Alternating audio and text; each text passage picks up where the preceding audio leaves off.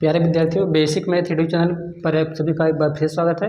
मैं सौरभ निषाद आप लोगों को पढ़ा रहा हूं उत्तर प्रदेश पुलिस भर्ती एग्जाम के लिए हिंदी की क्लास। प्यारे विद्यार्थियों, पिछले वीडियो पर आप लोगों ने बहुत ही प्रेम और स्नेह दिया था, उसके लिए आप सभी को धन्यवाद। उम्मीद करते हैं कि आप लोग इसी प्रकार से हमारे इस वीडियो को भी बहुत ढेर सारा प्यार और सम्मान देंगे। साथियों, प्यारे विद्यार्थियों, आप लोगों से एक निवेदन है कि आप लोग हमारे वीडियो को देखते हैं, लाइक करते हैं, लेकिन प्यारे विद्यार्थियों वीडियो को शेयर नहीं करते हैं। आप लोगों से विनम्र निवेदन है कि एक बार आप लोग हमारी वीडियो को शेयर कर दिया करें ताकि आपका सहयोग हमें मिल सके, ताकि ज़्यादा से ज़्यादा विद्यार्थी हमारे चैनल से जुड़ सके। साथियों, हो सकता है आपके एक शेयर करने से किसी विद्यार्थी में को कुछ लाभ मिल सके। साथियों, तो आपसे हाथ जोड़कर निवेदन है कि आप हमारी वीडियो को शेयर किया करिए। तो साथियों, चलिए पढ़ाते हैं आप लोगों को वर्णमाला की एक क्लास आप लोगों को अवेलेबल हो चुकी है, जिसे आप जानते हैं। अगर जो भी विद्यार्थी हमारे चैनल पर नए हैं तो चैनल को सब्सक्राइब करेंगे, वीडियो को शेयर करेंगे, देखते रहिए। तो आज हम पढ़ाने वाले वर्णमाला की दूसरी सीरीज। वर्णमाला की दूसरी सीरीज में आज आपको सबसे बताएंगे वर्ड। प्रश्न आता है, वर्ड किसे कहते हैं? तो अगर हम बात करते हैं कि सबसे पहला प्रश्न आता है कि भाषा की सबसे छोटी इकाई। अगर आपसे प्रश्न आ जाता है कि भाषा की सबसे छोटी इकाई है, तो आप बोलेंगे भाषा की सबसे छोटी इकाई ध्वनि है। भाषा की सबसे छोटी इकाई ध्वनि है। लेकिन प्यारे विद्यार्थियों, उसी ध्वनि को जब लिख दिया जाता है तो वही ध्वनि वर्ण कहलाती है। अगर प्रश्न आया, कोई आपसे प्रश्न किया कि वर्ण किसे कहते हैं, हम बोलेंगे भाषा की सबसे छोटी इकाई को वर्ण कहा जाता है। वर्ण भाषा की सबसे छोटी इकाई होती है जिसके टुकड़े नहीं किए जा सकते। वर्ण भाषा की छोटी इकाई, भाषा की वह छोटी इकाई है, वह छोटी इकाई है जिसके खंड नहीं किए जा सकते हैं, नहीं किए जा सकते हैं। तो प्यारे विद्यार्थियों, अगर बात आता है कि वर्ण किसे कहते हैं, तो हम बताएंगे वर्ण भाषा की सबसे छोटी इकाई होती है जिसके टुकड़े या खंड नहीं किए जा सकते हैं। लेकिन यदि प्रश्न आता है कि भाषा की सबसे छोटी इकाई क्या है, यदि आपके ऑप्शन में ध्वनि लिखा गया, सबसे पहले आप ध्वनि पर टिक मारेंगे। यदि ध्वनि नहीं है तब आप वर्ण पर टिक मारेंगे। तो भाषा की सबसे छोटी इकाई को वर्ण कहा जाता है। वर्ण इतना छोटा होता है कि उसके टुकड़े नहीं किए जा सकते, उसका खंडन नहीं किया जा सकता है। अगर हम बात करते हैं वर्ण के भेद के बारे में बात करें, तो वर्ण के बारे में अगर बात करते हैं, वर्ण के भेद, वर्ण के भेद, तो विद्यार्थियों अगर वर्ण के भेद के बारे में बात करते हैं तो वर्ण के दो भेद होते हैं। वर्ण के कितने भेद हैं? दो भेद हैं। पहला होता है स्वर, स्वर, और दूसरा होता है व्यंजन। स्वर होता है और व्यंजन होता है।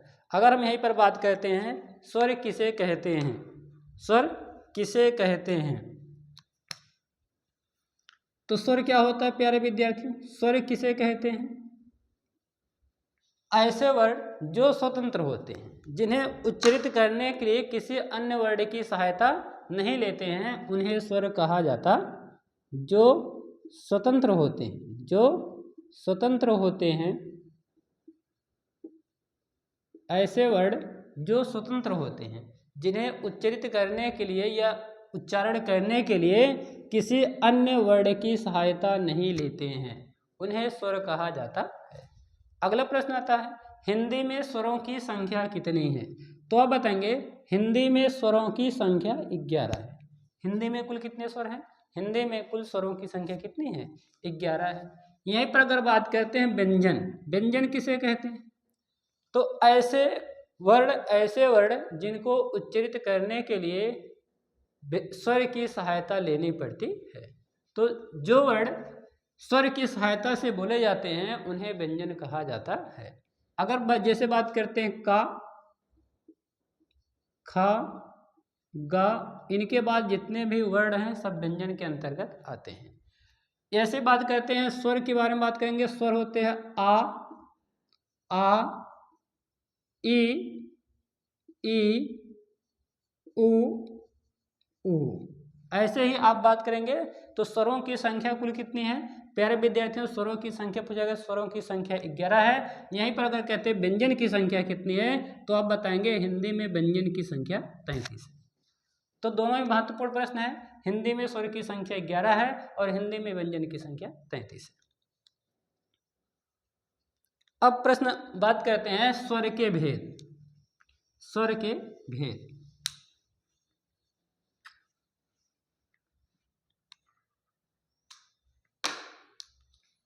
स्वर के भेद।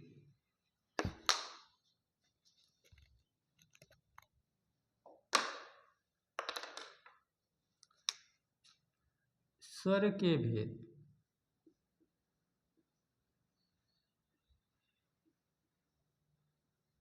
यदि स्वर के भेद के बारे में बात करते हैं, हिंदी में स्वर के कुल कितने भेद हैं, तो बात करेंगे हिंदी में स्वर के 3 भेद हैं।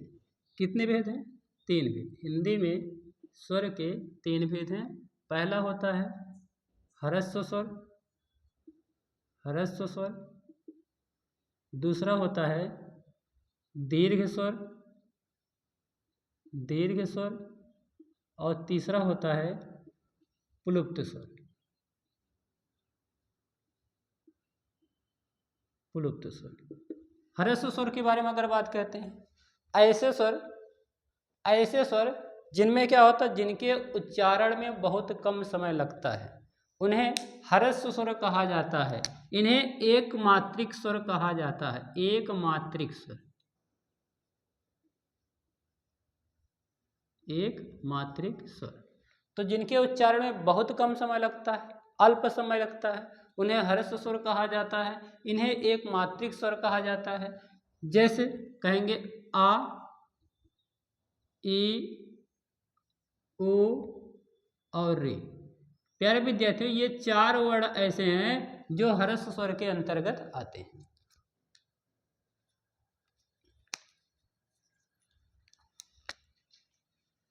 दीर्घ स्वर, ऐसे स्वर जिनके उच्चारण में ह्रस्व स्वर से ज़्यादा समय लगता है। जिन स्वरों के उच्चारण में ह्रस्व स्वर से ज़्यादा समय लगता है, उन्हें दीर्घ स्वर कहा जाता है।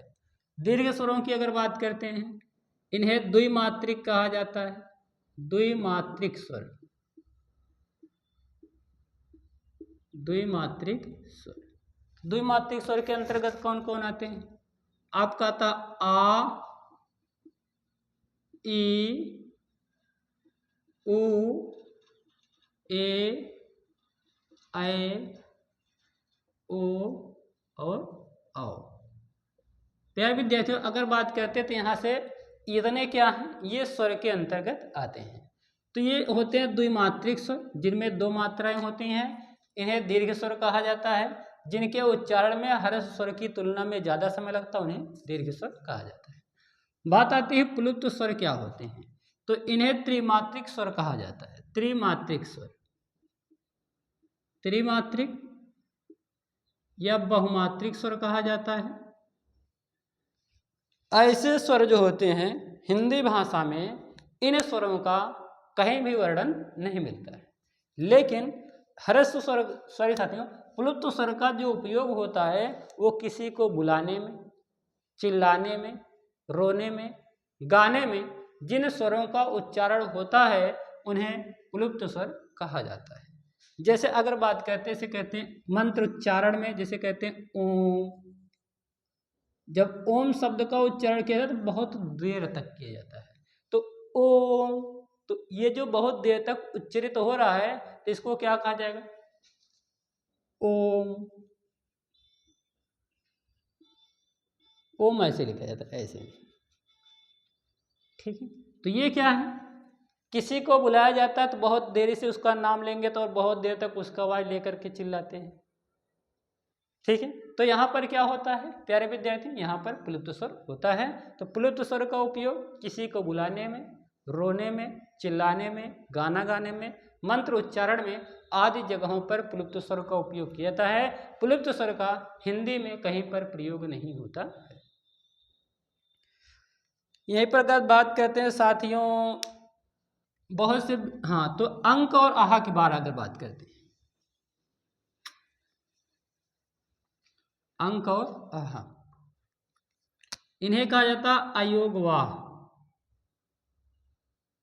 अयोगवाह। तो हिंदी में अयोगवाह की संख्या 2 है। कौन कौन है वो? अंक और आह। अंक और आह। अंक और आहा जो है ये क्या है? अयोगवाह कहलाते हैं। अंक और आहा को प्यारे विद्यार्थियों क्या कहा जाता है? सेतु वर्ण कहा जाता है। सेतु वर्ण। सेतु वर्ण। अगर प्रश्न आ गया कि सेतु वर्ण की संख्या कितनी, तो आप बताएंगे सेतु वर्ण की संख्या 2 है। कौन कौन सेतु वर्ण है? अंक और आह किसके अंतर्गत आते हैं? सेतु वर्ण के अंतर्गत आते हैं। इन्हीं को साथियों अंक और आहा को किन्नर वर्ण कहा जाता है। किन्नर वर्ण। अंक और आहा को किन्नर वर्ण भी कहा जाता है। तो प्यारे विद्यार्थियों, इसके बाद हम लोग बात करते हैं संयुक्त स्वर के बारे में बात करते हैं। संयुक्त स्वर। हिंदी में संयुक्त स्वर की संख्या। तो हिंदी में संयुक्त स्वरों की संख्या कितनी है? 4 है। कौन कौन संयुक्त स्वर हैं? ए, आए, ओ और औ। तो विद्यार्थियों ये हैं संयुक्त स्वर हैं, इन्हें संयुक्त स्वर कहा जाता है। तो हिंदी में संयुक्त स्वरों की संख्या कितनी है? 4 है।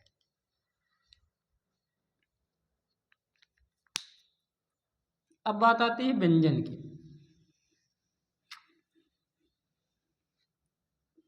स्वर के भेद हैं, अब हम लोग पढ़ेंगे व्यंजन के भेद। व्यंजन के भेद।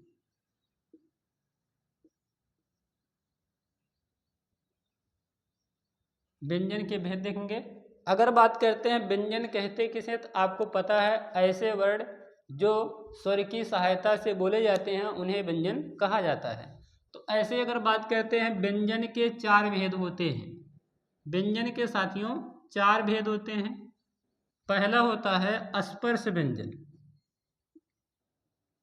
स्पर्श व्यंजन। स्पर्श व्यंजन के बाद साथियों दूसरा होता है ऊष्म व्यंजन। ऊष्म व्यंजन। ठीक है। तीसरा आपका क्या होता है? ऊष्म व्यंजन के बाद होता है संयुक्त व्यंजन।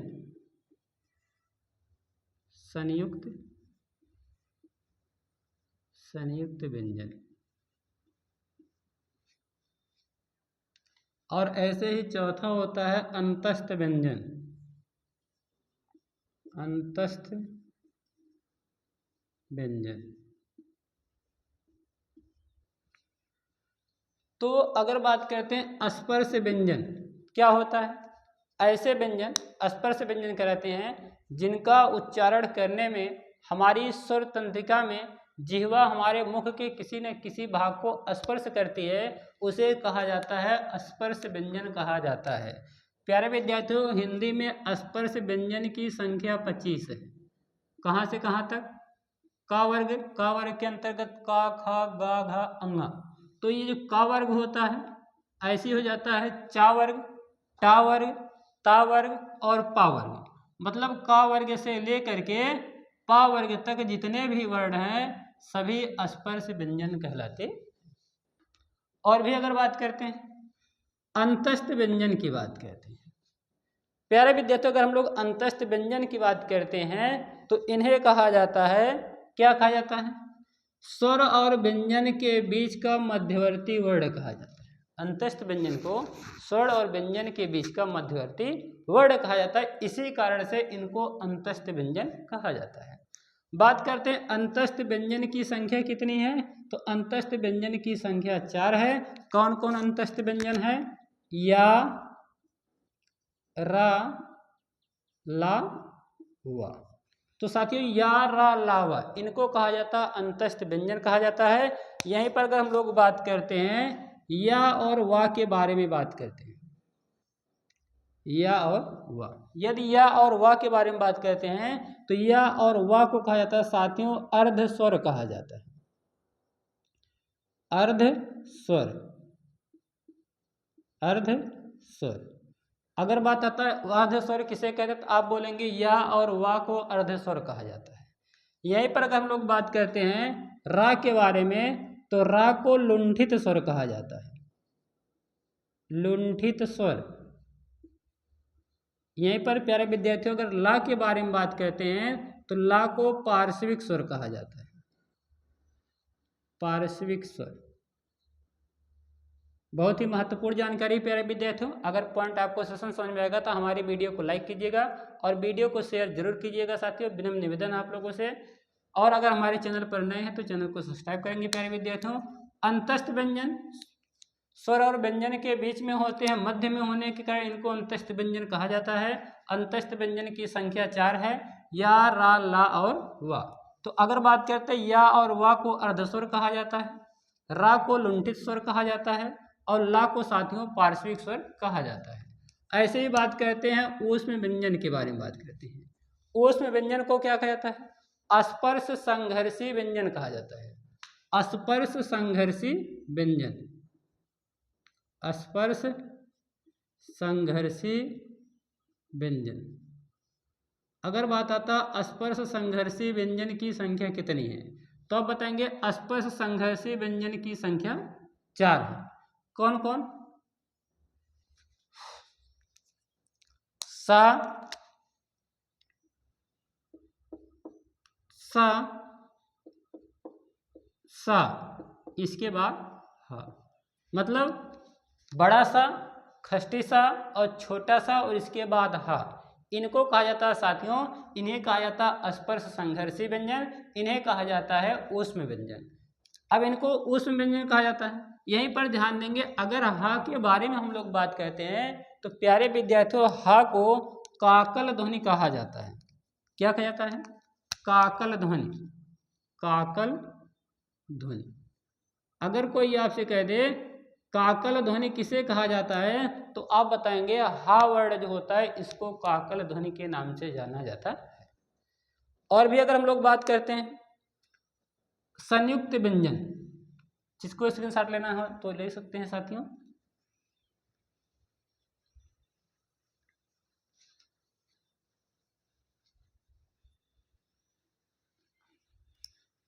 संयुक्त व्यंजन चौथा होता है आपका संयुक्त व्यंजन। संयुक्त व्यंजन। अगर हम बात करते हैं संयुक्त व्यंजन के बारे में बात करते हैं तो ऐसे व्यंजन जो दो व्यंजन के योग से मिलकर बने होते हैं उन्हें क्या कहते हैं? उन्हें संयुक्त व्यंजन कहा जाता है। संयुक्त व्यंजन की संख्या कितनी है? संयुक्त व्यंजन की संख्या 4 है। कौन कौन? पहला आपका हो जाएगा छ, त्रा, ज्ञा और आपका साथी हो जाएगा स्रा। ये होते हैं संयुक्त व्यंजन। अगर यहीं पर हम लोग छा वर्ण के बारे में बात करते हैं तो छा वर्ण साथियों बनता है का धन सा से। का धन सा से पहले वाला हलंत रहता है, मतलब आधा वर्ण रहता है। ऐसे त्रा की बात करते हैं तो त्रा बनता है ता धन रा से, ता में आधा रहेगा। ज्ञा की बात करते हैं, ज्ञा किससे बना होता है तो ज्ञा बना होता है जा धन इया से, जा आधा रहेगा। यहीं पर अगर हम लोग स्रा की बात करते हैं तो ये बनता है बड़ा सा प्लस रा से, बड़ा सा आधा रहेगा। तो साथियों ये है संयुक्त व्यंजन। जो दो व्यंजन के योग से मिलकर बना होता है उसको संयुक्त व्यंजन कहा जाता है। संयुक्त व्यंजन की साथियों संख्या 4 होती है, छ, त्रा, ज्ञा और स्रा। प्यारे विद्यार्थियों यह है संयुक्त व्यंजन। छ बना होता है का धन सा से, त्रा बना होता है ता धन रा से, ज्ञा बना होता है जा धन इया से, स्रा बना होता है सा धन रा से। तो विद्यार्थियों उम्मीद करता हूं कि हमारा सेशन आपको बहुत अच्छा लगा होगा। आज की सेशन बस इतना ही। मिलते हैं कल अपनी नई वीडियो के साथ, नई उम्मीदों के साथ, नए जोश के साथ आप लोगों के साथ साथियों जुड़ते हैं। जो भी विद्यार्थी उत्तर प्रदेश पुलिस भर्ती री एग्जाम की तैयारी कर रहे हैं साथियों वो हमारे चैनल से जुड़े। हमारे फेसबुक पर अगर आप हैं तो हमारे फेसबुक पेज से हमको शेयर कीजिए साथियों हमारे वीडियो को, ताकि ज़्यादा से ज़्यादा लोग इस वीडियो का लाभ ले सकें। और भी आगे हम आपको प्रतिदिन की क्लास अब आपको साथियों प्रत्येक दिन शाम को 5 बजे हिंदी वाली क्लास आपको मिलने वाली है। प्रतिदिन ये सेशन जारी रहेगा साथियों। प्रतिदिन आपको शाम को 5 बजे हिंदी की क्लास मिलती रहेगी। तब तक मिलेगी जब तक आपका उत्तर प्रदेश पुलिस भर्ती एग्जाम क्लियर नहीं हो जाता है। तो साथियों दीजिए यह, थैंक यू, जय हिंद, मिलते हैं अगली वीडियो।